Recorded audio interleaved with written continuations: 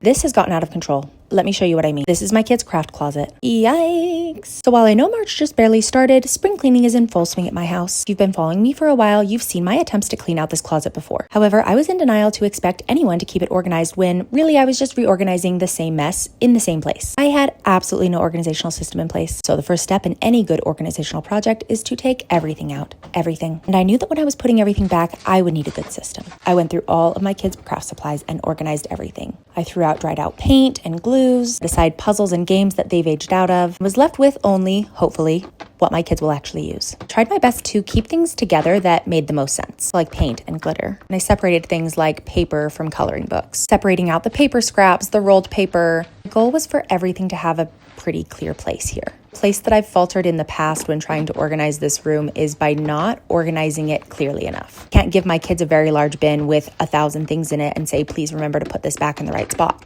They're children. I couldn't expect most adults to do that. Separating everything out will give us the best chance of success of keeping things organized and where they're supposed to go. And ideally this way, my kids can actually find the things that they need when they want to do a craft. And because they know where to find things, they are more likely to go to the craft closet to find something to do rather than come and tell me that they're bored or ask to do video games again. By getting everything organized, we removed as many barriers as possible from the creativity flow. And of course, to make sure that this system really sticks, I got out the label maker. There is something so satisfying and sexy about having well-labeled things, especially when compared to the absolute chaos that this closet was at the beginning of this video. It is like night and day in here. I can open the door without my blood pressure spiking. And now my kids can come and ask to do a craft and I can confidently say yes instead of wanting to cry about it. Win-win.